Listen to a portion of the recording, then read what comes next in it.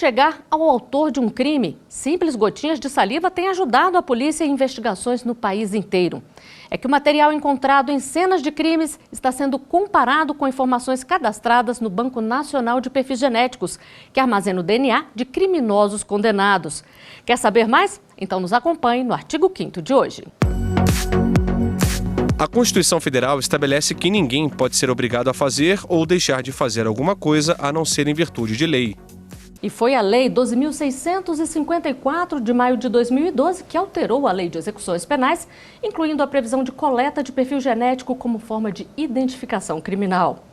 Para explicar o que é o perfil genético e como isso ajuda nas investigações criminais, eu converso com Guilherme Jacques, coordenador da Rede Integrada de Bancos de Perfis Genéticos do Ministério da Justiça e Segurança Pública, e com Reinaldo Rossano, defensor público do DF e coordenador do Núcleo de Execuções Penais. Muito obrigada pela presença de vocês aqui no artigo 5º. Doutor Rossano, todo mundo é inocente até prova em contrário. Então é preciso muita investigação para poder se chegar ao autor de um crime? Sem dúvida. Eu diria que a investigação é algo fundamental. É muito difícil você, sob o aspecto da defesa, a gente conseguir contrariar, por exemplo, mais à frente uma prova técnica, né? E essa dificuldade já não existe tanto em relação às provas orais, né? Que é, infelizmente, o que se dá muito valor hoje ainda no Brasil, né? Então, normalmente os crimes, a maior parte dos crimes são solucionados por meio de testemunhas, por meio de palavra da vítima e, assim como a vítima, as testemunhas muitas vezes se equivocam, né, pela própria situação. Então, quando você tem uma prova técnica, sem dúvida nenhuma, a certeza que, entre aspas, né, nunca a gente vai ter essa certeza, mas a convicção do magistrado na hora de condenar ou absolver é algo muito mais eficiente, né, muito mais eficaz do que a gente se basear tão somente nessas provas orais, né? Eu não tenho dúvida de que uma investigação feita a partir de provas técnicas é o caminho ideal que a gente tem que trilhar.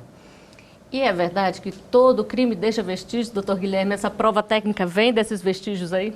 Existem alguns crimes, como por exemplo calúnia, difamação, que são crimes que são considerados os crimes transitórios que não deixam vestígios. Mas os crimes violentos, os crimes onde existe contato, eles sim, sempre vão deixar algum vestígio e com a evolução da tecnologia, cada vez mais esses vestígios podem ser analisados, detectados, principalmente pela perícia criminal. E quais são as principais ações de uma investigação?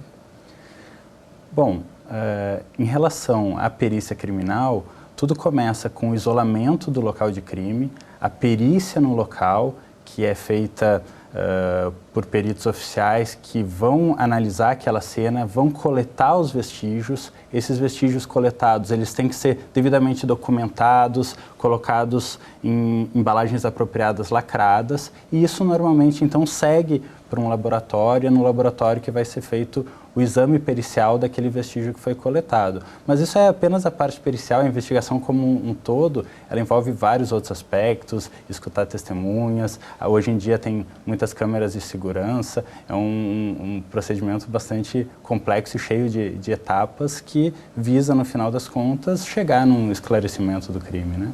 E o que fazer para garantir que o suspeito de cometer um crime é mesmo o culpado? Nem sempre as evidências, retratos falados e depoimentos de testemunhas são suficientes para elucidar os casos.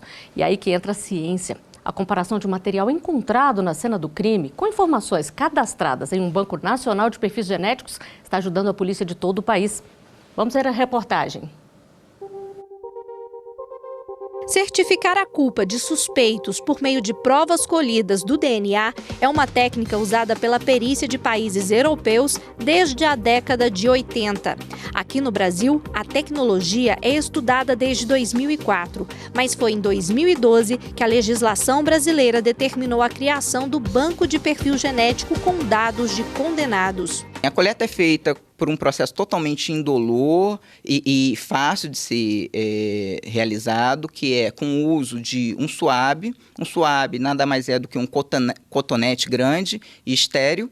E esse suave, uma vez sendo aberto, ele é passado no interior da boca da pessoa e essa pequena quantidade de células que são coletadas, elas conseguem já gerar uma quantidade importante de DNA que vai ser recuperado então no nosso laboratório, processado e então é obtido o perfil genético. Todo o trabalho de identificação de perfil genético de casos investigados pela Polícia Federal é feito neste laboratório aqui em Brasília.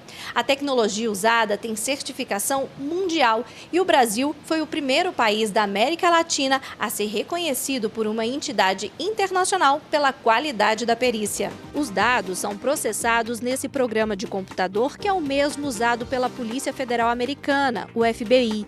Desta forma, é possível cruzar informações com a Polícia Civil de todos os estados e assim relacionar crimes cometidos pela mesma pessoa em diferentes cidades ou identificar o culpado por vestígios de DNA encontrados no local do crime, como sangue, fluidos bucais, fios de cabelo, pele e sêmen. Trabalho que já ajudou na investigação de crimes de países vizinhos, como um assalto de uma transportadora de valores no Paraguai. Como em Foz do Iguaçu existe uma unidade criminalística da Polícia Federal, os peritos da Polícia Federal foram lá fazer o processamento desse local de crime, desse local de explosão, do quartel-general desses criminosos, e foram coletados mais de 300 vestígios relacionados ao caso da explosão. Né? Todo esse material foi encaminhado aqui para o nosso laboratório, nós conseguimos processá-los em tempo recorde, a maior parte deles foi processado nos primeiros 10 dias, e nos primeiros 10 dias de processamento nós já conseguimos identificar 6 pessoas que eram suspeitas, né, e que passaram a ser pessoas confirmadas como participantes do ataque, né, no crime relacionado à explosão dessa central. Doutor Guilherme, a gente viu aí que o banco já ajudou até outros países a resolverem seus crimes, mas e no Brasil? O senhor pode citar algum caso emblemático para a gente? Claro, são vários, são mais de 850 investigações auxiliadas. Por exemplo, existiu um caso de um estuprador que estuprou mais de 50 mulheres, ele começou atuando em Rondônia, depois foi para o Amazonas, foi para o Mato Grosso, Goiás, voltou para Rondônia até que finalmente foi preso. E além dessa característica de ele passar por vários estados, ele também usava 2 documentos de identidade. Recentemente, 2 outros crimes foram esclarecidos no mesmo dia. O assassinato de uma menina de 9 anos na rodoviária de Curitiba, Raquel Genofre, foi encontrada dentro de uma mala na rodoviária. E esse crime ficou 11 anos sem solução, até que agora, graças ao Banco Nacional de Perfil Genético, se detectou que o responsável por esse crime estava preso lá em São Paulo, no interior de São Paulo. No mesmo dia, um criminoso responsável por 22 estupros em Goiás foi também identificado e preso. Mas, além desses, tem um outro crime bastante interessante que o DNA, o banco de DNA, deu uma resposta incrível, foi no caso do Israel de Oliveira Pacheco. Esse rapaz, muito jovem, foi condenado por um estupro porque foi reconhecido pela vítima, mas o exame de DNA mostrou, o que foi reconhecido pelo Supremo, que ele não cometeu esse crime. Embora a vítima tenha reconhecido, o material biológico encontrado na cena do crime não era ele. E o Supremo Tribunal Federal, recentemente, então, verificou e caracterizou que deve ser dado maior valor à prova genética do que à prova testemunhal. Pois é fundamental, né, doutor Rossano, ter essa ajuda aí da tecnologia para poder realmente ter certeza do culpado? Sem dúvida. Eu atuei num caso, quando ainda era defensor da área criminal, hoje eu atuo na execução penal, no qual a pessoa acusada por um estupro, ainda numa fase de inquérito, ela teve a sua casa queimada, quase foi linchado pela população, e graças à prova técnica, ele acabou sendo inocentado, ou seja, ele sequer foi acusado pelo Ministério Público, foi pedido o arquivamento do inquérito, porque tinha, né, ele, vamos dizer, isso deve ter uns 8, 9 anos, ele teve essa sorte, né, de, na época, a Polícia Civil aqui do Distrito Federal ter conseguido fazer esse exame e comprovado que o material que estava na vítima não era o material dele, então ele acabou sendo tecnicamente não absolvido. Na verdade, ele não foi nem acusado formalmente por causa disso, mas é um prejuízo imenso, né, para a pessoa ser acusada e muitas vezes condenada injustamente, né?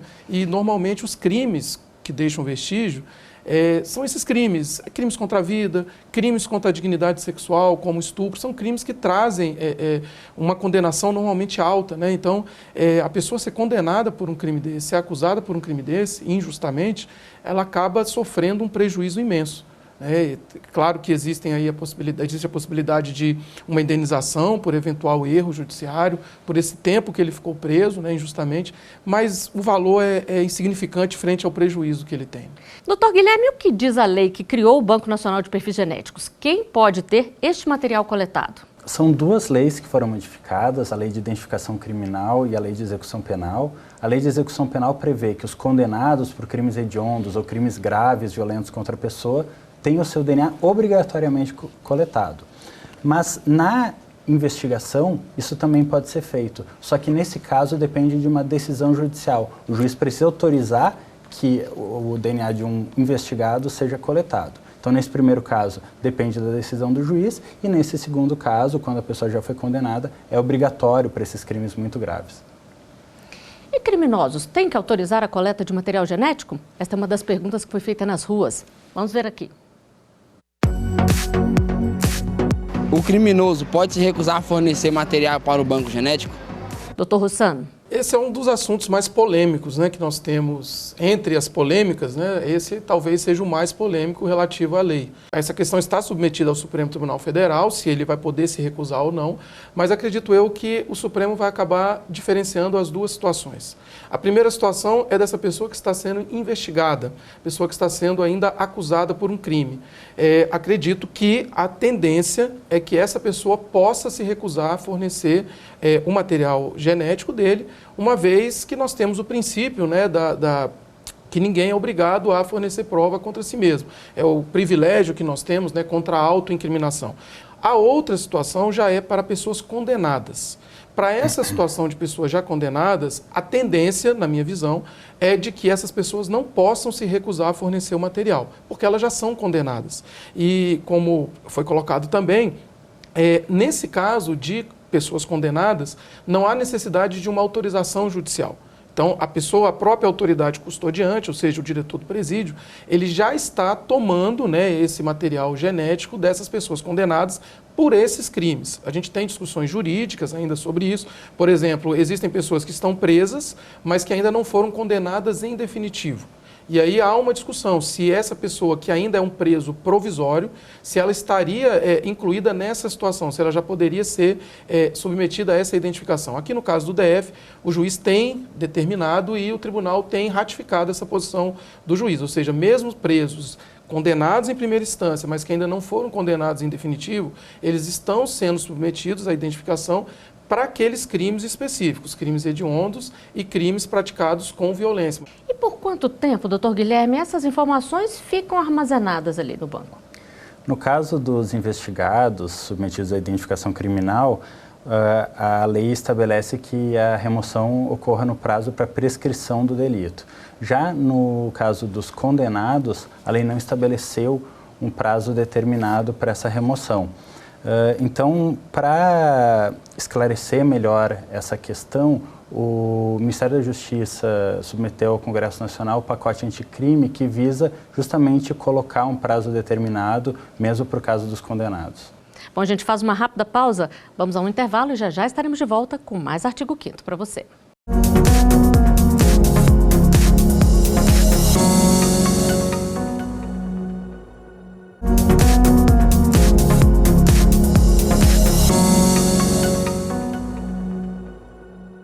O Artigo 5º está de volta. No programa de hoje a gente fala sobre perfil genético. Aqui no estúdio eu converso com o defensor público Reinaldo Rossano, que é coordenador do Núcleo de Execuções Penais, e também com o Guilherme Jacques, coordenador da Rede Integrada de Bancos de Perfis Genéticos do Ministério da Justiça e Segurança Pública. E dados do Ministério da Justiça e Segurança Pública trazem alguns números sobre o armazenamento de perfis genéticos no mundo. O maior banco de dados desse tipo de informações é o da China, com mais de 50 milhões de perfis inseridos. O dos Estados Unidos armazena mais de 13 milhões e meio de perfis genéticos de condenados. E o Banco do Reino Unido é considerado o mais eficiente do mundo. Armazena o perfil genético de mais de 5 milhões de indivíduos suspeitos de cometerem crimes. Doutor Guilherme, o da China é maior, mas o do Reino Unido é considerado aí o mais eficiente? Por que essa diferença?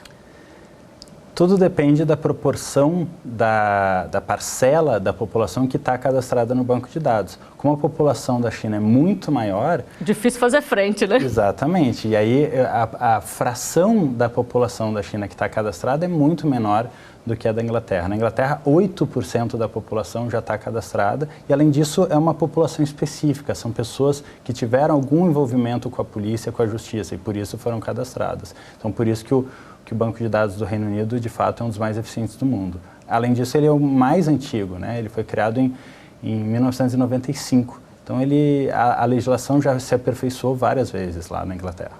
E é possível algum tipo de cooperação entre os países, doutor Guilherme?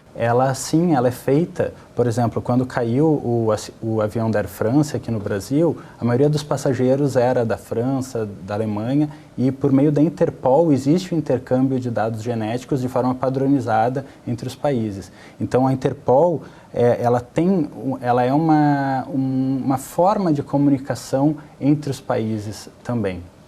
E este material coletado pode ser usado apenas em investigações? Nós temos uma pergunta sobre isso. Vamos ver aqui. As amostras de DNA e informações genéticas podem ser usadas para outros propósitos? Doutor Guilherme, pode ou é exclusivamente no caso de investigações criminais? A própria lei que criou essa possibilidade, a Lei 2.654, ela veda qualquer uso fora da finalidade da lei. Tá? Então, ela inclusive prevê sanções, né? A pessoa que usar esse dado de forma indevida, ela vai ser punida de acordo com a lei. Tá? Isso para um uso indevido. Agora, além do uso criminal, também existe um uso lícito, que é o uso do DNA para identificação de pessoas desaparecidas. É um problema grave no Brasil, tem pessoas e tem cadáveres que são enterrados como indigentes e as famílias ficam buscando por anos e anos, e o DNA ajuda também nessas identificações. Por exemplo, agora na tragédia de Brumadinho, a grande parte das pessoas foi identificada pelo DNA. E o que diz a lei, doutor Rossano? Como é garantido o sigilo desse material? A lei, essa lei 13.654 de 2012, é uma lei que alterou, na verdade, duas normas, né? Tanto a lei 2037, de 2009, quanto a lei 7.210, que é a lei de execuções penais. A gente precisa, na minha visão, de um regramento maior sobre isso ainda. Né? Vejam que, no caso de condenados em definitivo, a gente não tem sequer a previsão na lei do período em que essa amostra deveria ser mantida, armazenada nos bancos de dados. Então, foi uma norma, acredito eu, uma norma boa, mas que ainda depende de algumas situações. A gente tem, por exemplo, uma crítica que se faz normalmente na questão da identificação criminal, a possibilidade, por exemplo, do juiz, de ofício, ou seja, sem provocação, determinar essa identificação criminal, o que seria, na visão de quase toda a doutrina, uma ofensa à própria imparcialidade do órgão julgador, porque o órgão julgador ele não está ali para investigar, né? Essa investigação deveria ficar a cargo, em tese, da autoridade policial, junto com o Ministério Público. Mas a lei ela prevê a possibilidade do juiz de ofício, durante a investigação, determinar essa coleta, né? essa identificação criminal.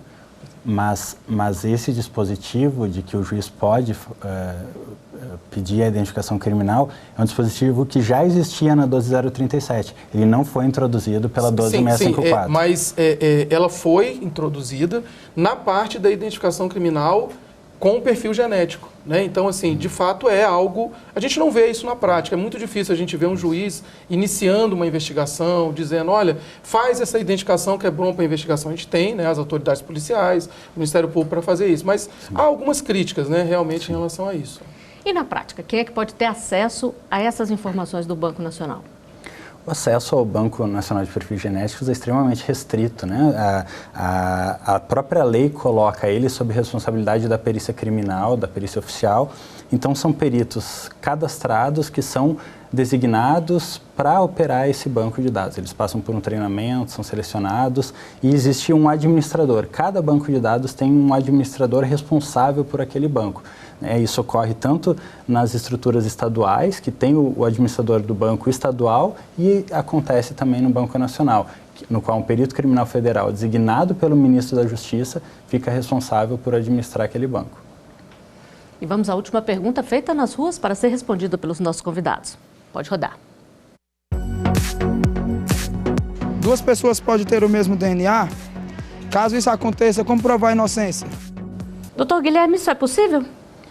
Sim, é possível que duas pessoas tenham exatamente o mesmo perfil genético. Isso acontece no caso dos gêmeos univitelinos ou gêmeos idênticos. A maioria dos gêmeos são gêmeos diferentes, como irmãos quaisquer, mas os gêmeos idênticos, eles têm essa característica, eles compartilham o mesmo perfil genético. Então, nesses casos, o exame de DNA convencional não é capaz de distingui-los.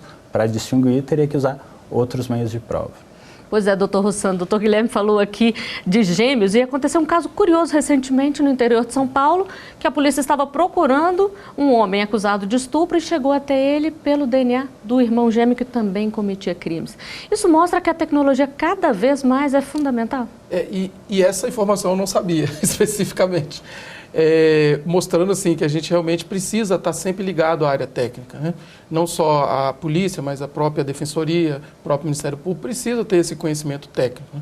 Eu confesso que as minhas aulas de biologia, normalmente eu fugi um pouco. Aprendeu mais uma hoje no programa, então.